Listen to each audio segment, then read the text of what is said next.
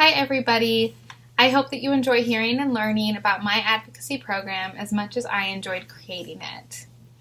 Wrightstown, New Jersey is home to an estimated 802, and of those individuals, 25.9% are living under the poverty line. My focus is placed on the high school students and the community because of that population, 37.7% of individuals in Wrightstown do not have high school diplomas. I believe that poverty and education challenges like high school dropouts go hand in hand. By supporting both the student and the family, we will see a rise in high school graduation. Working with children from low socioeconomic backgrounds is one of the biggest passions that I have, which is why I chose to go down this route for my advocacy program.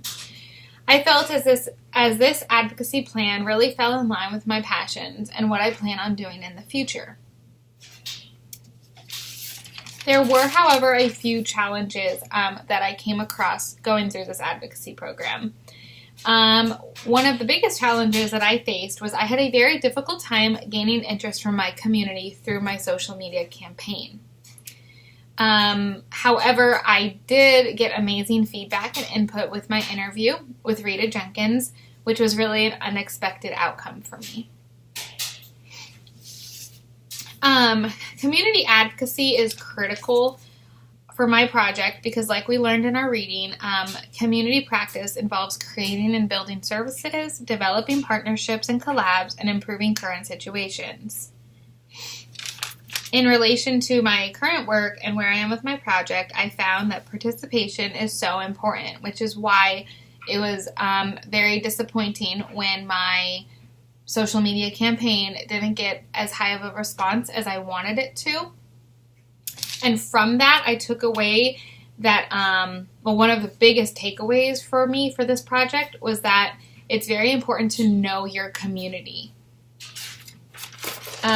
Just as we learned about taking empathetic approaches to who we are to who we want to help support, it is just as important to recognize who you are asking support from. I learned that it's very important to know your community, and my community is very military based. It's pretty much all military community, and I found that maybe that is why I didn't get a outcome of support and responses back into wanting to work on this advocacy program, because many of the members in the community, they're not invested in the community. They know that their time here is capped. They may be just out the door. They may just be coming in and know nothing about the community, so they don't feel that attachment to it yet. And so I feel like that's one of the biggest takeaways that I learned from this project. And if I were to do this project differently, if I were to do this project again, I would do that differently.